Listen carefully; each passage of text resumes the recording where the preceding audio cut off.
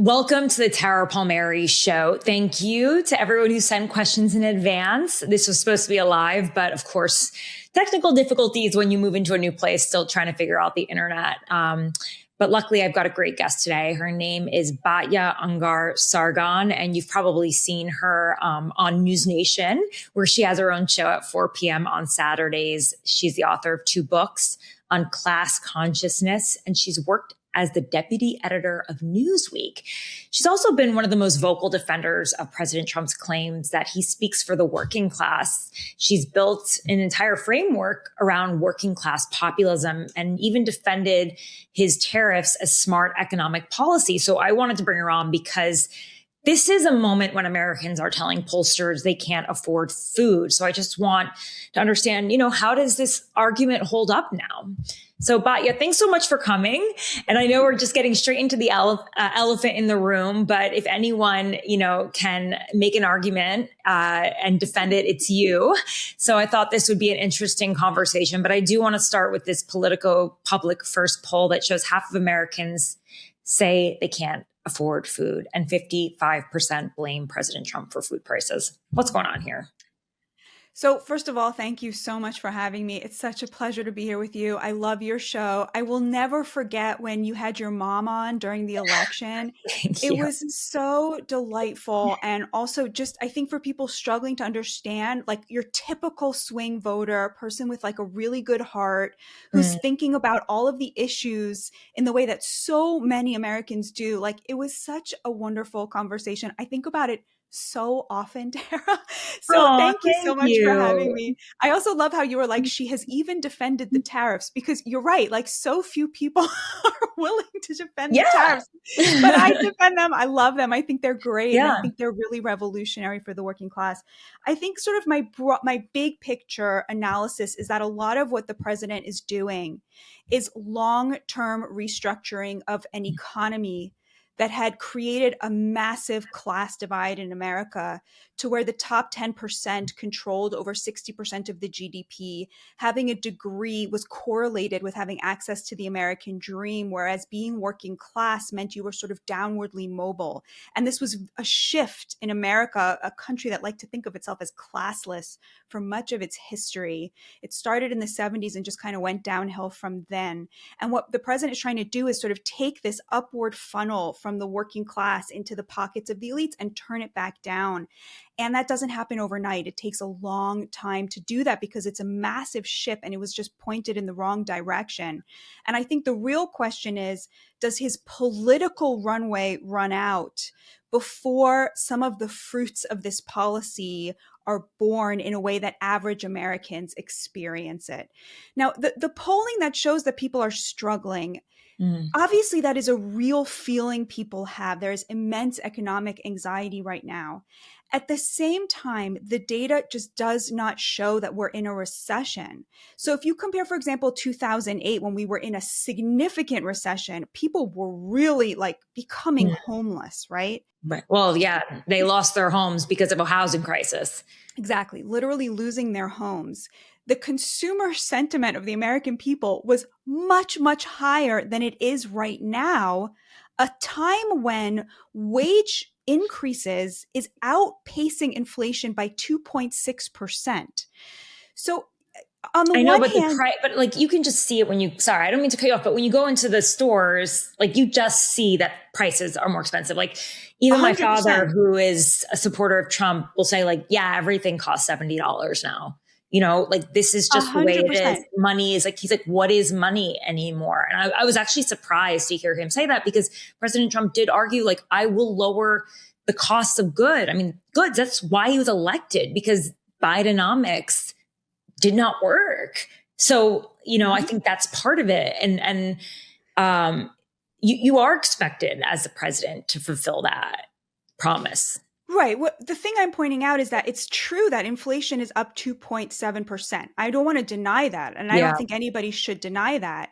But wages are up 5.3%, meaning that people, year over year, so that people should have more money in their pockets at the end of the month. And I think the reason they don't is not necessarily because of the price of groceries. It's because of bigger ticket items like the price of housing health insurance, home insurance, electricity.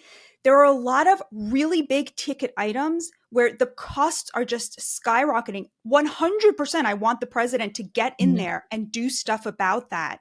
But something that happens always when you have wage increases is inflation, right? Because you have more money chasing fewer goods. That's kind of the name of They the also game. dumped a lot of money into the economy during COVID through multiple bills, both Trump's, COVID Act, and then the BBB, Biden's Build Back Better, and then the Inflation Reduction Act. So that also overheated the economy, which some economists, ironically, Larry Summers, predicted.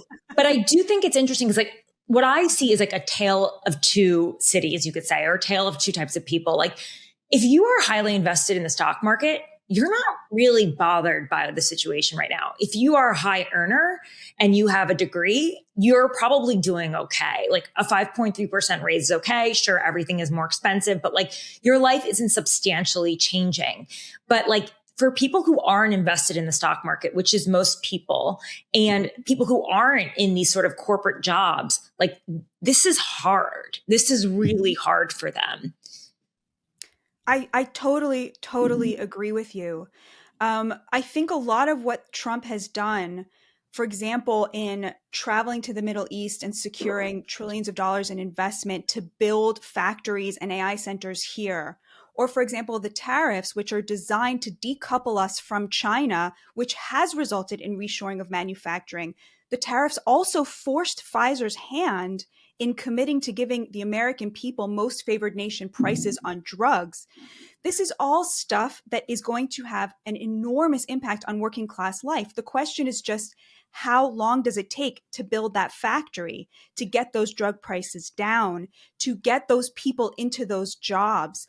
Another thing he's really committed to is re-Americanizing the American workforce. So the mass deportations, there's this kind of myth in the liberal media that Trump promised he was only going to deport the worst of the worst. He actually didn't say that. I mean, he said it a few times, but he also said we're going to have the biggest deportation campaign in American history. The idea was to get illegals out of these jobs and to get American workers into those jobs, a process that has started happening. You're seeing this in meatpacking. You're seeing this in agriculture. You're seeing this in the service industry. Now, part of why that's important is because we want those Americans to have those jobs. But of course, an American is going to be able to ask for more money in a service industry job than an illegal. That's the point, right? We want working class Americans to have a middle class wage. And that's why the cost of services is going up. But that's actually a good thing. We were paying too little because we were paying illegals who couldn't ask for a living wage. So I think a lot of this is a kind of redistribution of wealth to where the people who hire a cleaning lady are now going to have to pay an American wage to do that. And that's kind of something that you actually want, because the problem was that working class people were not making enough money. The price of food is so outrageous. I mean, if you go to Europe, it's a totally different story. And you could argue that these people in working class jobs are Europeans. There is something really going wrong here, and they have the same inflation concerns. Like there is a real pressure cooker. The other thing I want to talk about is the fact that this trade war technically started back in 2016, 2017, during his first term. He got into a trade war with China. The result was a bailout for farmers, right? Shouldn't we be feeling the effects of his trade policy from that first term now, like the positive effects? It doesn't seem like any of that has moved the dial at all. In fact, it just seemed like he had to shore up farmers for the first time during this period of time when they were dealing with the trade war with China. I mean, a lot of the benefits of that are in industries like steel and aluminum. That's sort of where that trade war started, where he slapped a 25% tariff on steel and aluminum from China. Those are really good working class jobs. And that includes both in in states that have that are high union, but also states that are right to work states in the South, where a lot of the steel industry moved because they didn't want to deal with unions.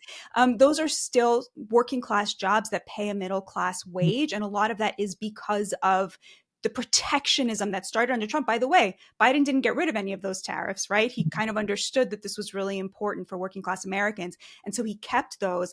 And those industries, you can really see that these are kind of the kinds of working class jobs that people were very typical in the 70s. They pay really well. They have really good benefits. Workers have a lot of safety. Right. But then cars cost more. So those people with those great working class jobs are now paying like 15-20% more for this was like Fordism, right? Ford had this concept that because most Americans are not wealthy, your best consumer is a working class person. And to him, that didn't mean, well, then let's hire a bunch of illegals and pay them very little so that the cars are cheap. It meant let's pay our workers a lot of money so they can buy the product of their labor. That is the thing that we lost, that got broken, to where, there's two ways to make something affordable to a working class person. You can either hire a bunch of illegals, pay them $3 an hour, and it will be really cheap. Or you can pay your working class worker a living middle class wage so they can compete in the marketplace. And I think that is what Trump is trying to bring back, is really Fordism. And I think that's great because there's dignity in that. There's dignity in work and dignity in labor. And this is what working class people really want. They don't want universal basic income or handouts. They want for their immense efforts to give them a living wage and benefits and dignity, the dignity of a good job. And you cannot do that when you have a limitless supply of illegal labor. Okay. So just anecdotally, in the past 2 weeks, I had to ship my car and I was quoted at a much lower price. And I was told it would come within 2 or 3 days to where I needed to go. I ended up doubling the price, more than doubling it, tripling it, saying it would take longer. And I asked the dispatcher why. And they said, well, a lot of the people that were, shipping the car have been deported or won't show up to work. And therefore you have to pay 3 times what we can't find drivers fast enough to fill those jobs. So like in the interim, like we're all paying for it until this happens, in which somehow we're going to find all these Americans that are qualified shippers, drivers to do these jobs. And do we even have the market for it? Because a lot of economists say that actually a thriving economy is when you have a lot of immigrants. Now, is legal immigration ever going to be possible? I don't know, because it doesn't seem like that's something that Republicans want. But, why not, give these legal immigrants a pathway to citizenship so that they can. First of all, if these illegal immigrants were legal immigrants, it would still cost you a lot of money, right? Because they would be able to ask for much more money than the illegals. The reason the illegals make things cheap is because they're paid under the table. They're paid less, right? So that's for starters. It simply, in my view, I know this is very much the Democrats' view right now. I think it is utterly uncivilized and immoral to have an entire economy that's built on the idea that we need a servant caste that cannot ask for the same wages as an American, cannot get health insurance, cannot have workplace protections. And by the way, this is why trucking is so dangerous right now, is because people who don't even speak English have been given truckers' licenses. We want truck drivers to be making. I was actually once hit by a truck on I-95 by someone who did not have a license and didn't speak English. I was like 20 years old. Yeah, it was pretty scary. It was like a true tractor trailer. I have not carried on any sort of animus towards people who don't speak English. I, come from a family of immigrants, but I do, I get what you're saying. I'm not I've heard your arguments before, but I don't see it playing out the way that you say it will. And I also just think President Trump is on this affordability tour while also admitting that he's not really that into it. He said that his staff is making him go on it. Essentially, he said it, literally name checked his chief of staff, Susie Wiles, and said, she's making me do this affordability tour. He was on it on Tuesday and calls it a hoax. I'm just going to play a clip just for a second so you can actually hear it. I'm not making this up. There's this fake narrative that the Democrats talk about, affordability. They just say the word. It doesn't mean anything to anybody. They just say it. Affordability. I inherited the worst inflation in history. There was no affordability. Nobody could afford anything. The prices were massively high. Do you remember when we took over eggs? You did a great job on that, Madam Secretary. Agriculture, Brooke. Eggs were 4 or 5 times higher than they had ever been. They said don't order eggs for Easter at the White House. And we ended up doing it, and we got the egg prices way down, lower than what they were before. But the word affordability is a con job by the Democrats. They say affordable. I watched the other day where some very low IQ congresswoman talked about affordability. She had no idea. Their prices were much higher. Yeah, it's fine. I watched the whole speech. You know it. So Batya, what do you make of this? Like, why should we trust that President Trump really understands what the American people are going through? And if he thinks it's a hoax? You know, when he shouldn't say that, right? Like, he should say, I feel your pain. Here's what we're doing to make things better. But he's Trump. Like, he's not really, like, empathy, I would say, is not really his strong suit. I do think he is making things better for working class people. And I do think they feel that too. I'll just give you one example. I was talking to a trucker in April, like soon after a Liberation Day. And we were talking about tariffs. And I mean, we were talking about a lot of things. He was explaining to me how this idea that there's a shortage of truck drivers is such a myth. It's just they don't want to work for $40,000 a year, which they shouldn't, because that's how you get accidents. But anyway, he said to me, so let me understand what you're saying. You're saying that in the short run, things are going to cost more because of the tariffs. But as a result of that, they're going to build factories here. And then my kid will have a better shot at the American dream. And you think I'm going to turn that deal down? My whole life is sacrificing for my kid. Of course I'm going to take that deal. You want your kid to work in a factory, though? What do you mean? Those are really good jobs. I'm just wondering. I mean, like, is that what you want? I mean, I'm just curious. Because I wonder if a lot of Americans want factory jobs. You know, it's funny. This Cato poll came out, and it was supposed to like own people like me, right? And they were like, you know, we asked Americans, you know, should there be more factory jobs in America? And 80% said yes. And then we asked Americans, would you want to work in a factory? And only 25% said yes. Factories for thee, but not for me. Like, they thought this was a big ownage. Tara, in the 70s, which was like the high water mark for middle class life for working class Americans, only 10% of Americans were employed in factories. If 25% of people wish they were working in a factory, we would be the manufacturing hub of the world. Like, the glory days would be back. If we could get half those people. Can we really compete with China, though, already? I mean, they already have their factories. Like, the money that we're getting from Saudi Arabia or from the Middle East, Qatar, wherever, it's not going to, those factories, you don't snap your fingers and all of a sudden we'll see them. I mean, we don't even know if we'll see them in 10 years from now. You know, in speaking to Secretary Lutnick, they are very serious about getting these things built. So part of what's holding up some of the trade talks was, you know, South Korea would commit, I don't know how much it was, like, you know, $500 billion to build factories in the United States. And they would say, okay, when? We want a timeline. We want to make sure that this happens. Yeah. Now, of course, you're right. It may never happen. Who knows? We have to stay on top of this. It's extremely important. And like, I don't want to be like, you know, credible. We're journalists, but I plan to stay on top of that. But the plan is good. The idea is good. And of course, the most important thing, the thing that gives us a leg up on China is that we're a democracy. This is like the center of the free world. And when you have a factory, you have innovation. We were operating under this assumption that you could split innovation from production. And you really can't, because it is the people on the floor of the factory who come up with the best ideas about how to make things better. So we're really going to be unleashing the idea. The plan is to unleash American creativity and get working class people into great,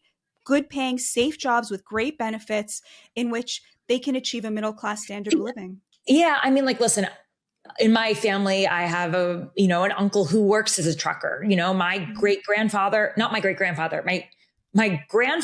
was a machinist, you know, in a factory. My dad is an electrician. I understand this. But like, at the end of the day, my dad was like, I want you to go to college. And I want you, actually, hilariously, even though he, was against the teachers union, he was like, you should be a teacher. You know, like, ultimately, like, the things that these conservatives are against, they ultimately see the value in for their kids. So that's what's so confusing about all of this. I know a lot. I mean, I spent a year traveling the country and interviewing working class people. A lot of them want that what they want is for their kids to have a safe job, a good job with good benefits. And your dad was right reading the tea leaves at the time that the only way to really get that at the time was to get a college degree. The problem is that we are already overproducing college educated Americans by 100%, meaning that 50% of people with a college degree are working in a job that doesn't require that degree. Our economy simply cannot sustain any more college grads. So there has to be a way for electricians and welders and truckers. Yeah, I think that's the safest job right now in the AI economy is like to actually be a doer, not just a thinker. I 100% agree with you. But President Trump has lost 58,000 manufacturing jobs during his second term. What's going on here? Yeah, I mean, we have to build factories, right? But the factories are there. It's just like the jobs are, like there's actual infrastructure. The data that I have seen, and this comes from the Treasury Department, so I understand maybe this is the Bureau of Labor Statistics that I'm referencing, by the way. Yeah. But if you drill down further, we've lost about 1.5 million jobs total of foreign-born workers, and we have put 1.8 million citizens into jobs, native-born Americans into jobs over the last year. So what the president is actually doing is re-Americanizing the workforce. And I think that's great. I'm on the side of Americans. I want Americans to flourish. That's my priority. And so a lot of the data suggests that a lot of the people losing their jobs are illegal migrants who are being deported. And that's very good for wages, and that's very good for America. Okay. So I don't need to quibble with the numbers, but we'll discuss more trends. I do want to talk about another announcement this week. So many announcements on the economy, the farmers bill. It is $12 billion farmer bailout. I mean, there's no other way to use except the word bailout. This is obviously farmers get subsidies regularly. This is not that. It is a unique liquidity bridge, as the Treasury Secretary Bessent put it. And it's directly because of President Trump's tariffs, because of the trade war. And I look at all of this and I think this is government redistribution of wealth to a specific group because the president's tariffs hurt them. So I just have to ask you plainly, isn't that socialism? Well, I mean, I'm a leftist, so that's not a bad word to me. I think Trump is kind of like an FDR figure. Yeah, he believes in protectionism and big government. The thing that would make it socialism would be kind of like the NVIDIA, the United States taking a 10% stake in NVIDIA. But I think that's great. You're admitting that while he calls people socialists and communists, he's doing a lot of that himself. I don't know that it's 100% socialism, because it's sort of it's marinated through he's obviously a capitalist, but I would say protectionism is a more accurate definition of it. I don't know. You're literally taking money from one group and then giving it to another. Well, but would you consider food stamps to be socialism? A lot of people would, yeah. Would you? Yeah, it's a social program. So I would say this is a social program. Yeah, this is but I don't think that's bad, because he's trying to get leverage over China. So if we, he brought in, it's at this point, I think $220 billion in tariffs. The vast majority of that was paid either by China on its end or by American corporations. That just hasn't significantly been passed on to consumers, according to all of the data that we have. So he took some of that money and said to the farmers, I'm using you as leverage to get China to bend the knee. Here's a little money to stave you off until we get to this deal. I think that's great. Okay, you have to admit, this is an admission that the tariffs are not working right now. Oh, no, I totally disagree. I think they're doing great.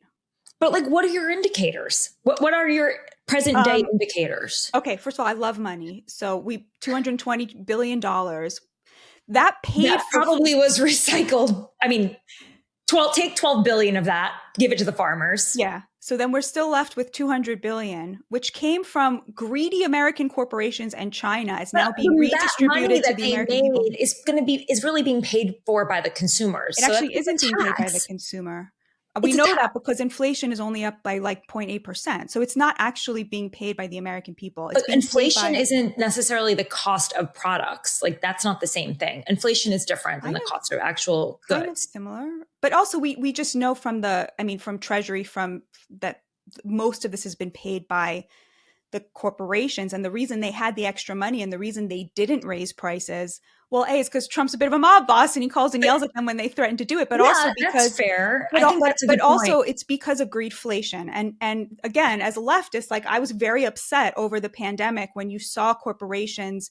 So there was a supply chain crisis. I just want to know how that money, like actually that tariff generated money, which is a lot, like you said, how am I getting impacted by it? Because like for example, my Obamacare premiums are going to go up in a few weeks, and I don't see Republicans having any great ideas. Okay, but that's not related to the tariff. That's no. But like you have a $200 billion windfall in the economy. So like, I mean, where's that going? So that benefits us. So first of all, they used it to pay for people's food stamps in October during the shutdown. Like that's a really big deal. But they would have paid for that anyway. They couldn't pay for it. There was a shutdown. People would have literally not gotten their food stamps. Mm-hmm. Like this is an amazing thing. They found the money in the past to do it, though. Huh?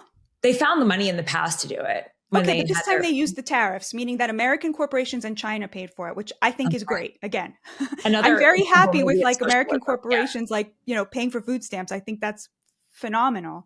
So we have that.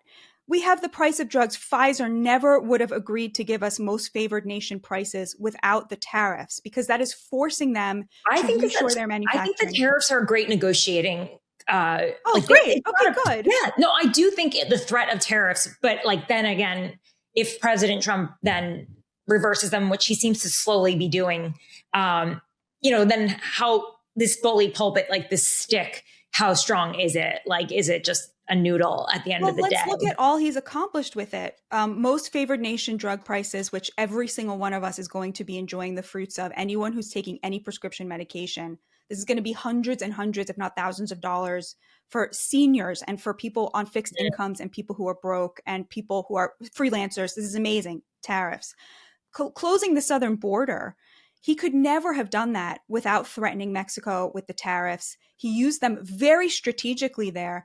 He's trying to use them on India in order to end the war in Ukraine. Now, that hasn't worked yet, but it's just, he's very nimble in how he's thinking about it. Somebody on CNN, I was on a CNN panel, and somebody once said in a kind of disparaging way, he thinks it's a corkscrew. He thinks it's a Swiss Army knife. Like, here, use it as a corkscrew. Here, use it as a scissors. Here, use it as a knife. And it's like, exactly. He thinks he can use it, and he has used it very effectively. He used it to end this the war that seemed to be brewing between India and Pakistan. He was like, if you guys don't get this together, I'm slapping tariffs on you. I mean, it's just a tool that he's been able to use in so many ways to get actual benefits to the American people. And of course, the reshoring of manufacturing, which has started. Again, it's not complete yet.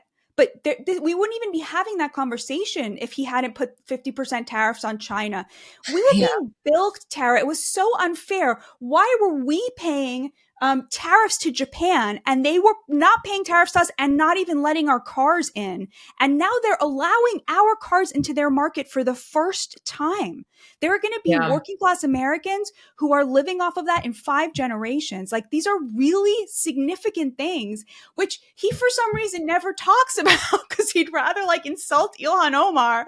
But there have been massive, massive changes and shifts to how our economy works because of the way he has used tariffs. Yeah, so basically what you're saying is the threat of a tariff might actually be, at this point, the benefit of the tariff. What do you mean? Because we haven't felt the actual benefits yet, personally, of the tariffs. Like the threat. I just listed a whole bunch of. No, he uses the threat. He uses the threat of a tariff to get what he wants. Okay. Okay. Let's start with the drugs. Most favored nations, bringing down the cost of prescription drugs. Yeah, I think that was important. I absolutely agree. I still don't understand why in Europe you can get generics and you can't in America, Right. like in the same way. I mean, I've lived in Brussels. I lived in a socialist country. I know the difference. I know you have to pay more in taxes, but you ultimately get social services that you don't get here. But I still I think the walkbacks are just showing that it's not really working and it's just a negotiation tactic. And I know you keep talking about manufacturing jobs. They're coming, but like they're dropping right now. So that's you're saying like he's gotten more with the threat of tariffs than he has than the one goal of reshoring. Yeah, I agree with that. But I think reshoring is only one of the many goals. So they are working because he showed on Liberation Day that he was serious and willing to do it and willing to give Wall Street the middle finger, basically. Like the entire global elite went crazy and he was like, I don't work for you. And I think that was like people are not going to forget that happened. Working class Americans, I think. Yeah. So, but yeah, if you're saying like, if the only way to prove that the tariffs worked is to see a factory built, that hasn't happened yet, but it has worked and done so many other things because he has been willing to use them and actually levy them and raise all this money, which they should use to pay down the deficit. They probably won't because Trump is not a deficit hawk, but that would be a really smart thing to do with it. Right. Okay. So Republicans want to blame Bidenomics, and yet somehow Democrats are winning on affordability messaging right now. I mean, Abigail Spanberger is now the Democratic governor of Virginia. They won in New Jersey, the governorship, Mikey Sherrill. There's a new Democratic mayor in Miami, the first time in 30 years. In a Ruby Red special in Georgia, they did well. Like, I mean, it's just like Democrats are crushing on affordability. Trump is calling it a hoax at the same time. He mocks it. He minimizes inflation. He says he has an A++ economy. Is he just helping Democrats win the argument? I don't think he should say those things, not because they're not true, but because this is not a winning message, obviously. I do think that, in 6 months from now, people are really going to start to feel it. But his political runway may have run out by then. And that's like a serious consideration. He's not one to stay on message. That's sort of part of his charm to the people who really like him. I do think that part of what we're seeing in this blue wave, and not to minimize it, it is a blue wave, is that because of the political realignment, to where it used to be that Republicans represented the wealthy and Democrats represented labor. But in the last election, we really saw the culmination of a shift to where Trump won the majority of Americans who make under $100,000 a year, and Kamala Harris won the majority of Americans who make over $100,000 a year. For every billionaire who donated to Trump, Kamala Harris had 2. The majority of Wall Street donations went to Kamala Harris, not to Donald Trump. 9 of the 10 richest counties, Democrat. 70% of Americans who make over $500,000 a year now are Democrats. What that means is that Republicans that's probably now, because they just don't like President Trump. I think the significance, a lot of them are former Republicans. They're like the bulwark crowd. But the significance of this is that the Republicans now represent the low propensity voters who happen to really love Trump, but are not like totally keyed in. Whereas Democrats represent wealthy and educated people who are much more likely to turn out, especially when the president is someone they really don't like. And that is a serious handicap for the Republicans, especially because Trump will never run again and never be on the ticket again. So that is a huge advantage that Democrats now have. And the Republicans have not, to my view, been able to find a way around that.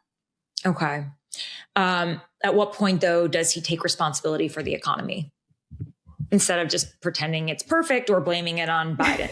You're asking when he should or when he will. He never will. He never will. It's interesting because his Commerce Secretary, Howard Lutnick, said Q4. We're in Q4. I believe Q4 started in October. I'm not. Right. So it's sort of his economy at this point. Of course it's his economy. He's the president. Yeah. But if you were advising him, what would you say? I mean, I don't think you can advise him to not be his authentic self. I think he's right about a lot of things, that things are much better than he's being given credit for. And he's not the type to be able to sort of swallow that and then just behave in a certain type of way. This is probably why I would never be a politician. I cannot say something I don't think is true. But I think, I think pointing to specific policies, explaining, the exact plan, the timing, the timeline, and The problem is, Tara, the thing that is the most true about this, he cannot say, which is the reason prices are not coming down is because you're making more money. And you can't say that and win an election. Well, at but the same time, true. he understands that there are certain constituencies that require giant bailouts to make it through this economic hardship, which they've even used the word that tariffs will cause pain. Like they've said that out front. Yeah. And he understands that there are communities, entire communities, but he picks the ones that are his voters to bail out. And in this case, it is the farmers. So what about the people he doesn't care about? I mean, they're still Americans. Should they live in this reality of short-term pain while the others can just slide through it and drift through it? I don't think he would see it that way. I think he feels very much that he's trying to make things better for all Americans, which is why he keeps sending ICE into blue cities that aren't asking for it, because he feels responsible to the Americans who live there as well, who may have voted for him. But yeah, a lot of people just think this ICE stuff is too aggressive, though. Even people who were for it, they didn't expect it to be. You know, I've seen about 15 polls over the last 8 months, and every single one of them, they ask people, should he be deporting every single illegal migrant? And between 51 and 57% of every poll I've seen, they've said, yes, every single one. And it seems to me that people are much less likely to be honest about that. Like nobody who thinks he should not be deporting illegals would have a problem telling a pollster that. But I think probably there are some people who are happy he's deporting all of the illegals who would be embarrassed to admit that. So I think that's probably an undercount.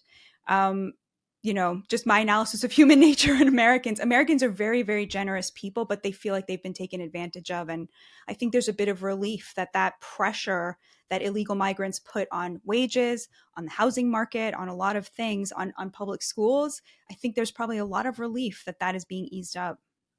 Well, we'll see if there's a shortage in actual employment resources and people to hire, because that's another thing. We're getting rid of a huge part of our economy right now. But that's a good thing. I mean, a tight labor market is good for wages. So we want that. We want a shortage of workers. That's how working class people can ask for more money. I have one last question. Why did Trump give $40 billion bailout to Argentina if he prioritizes Americans?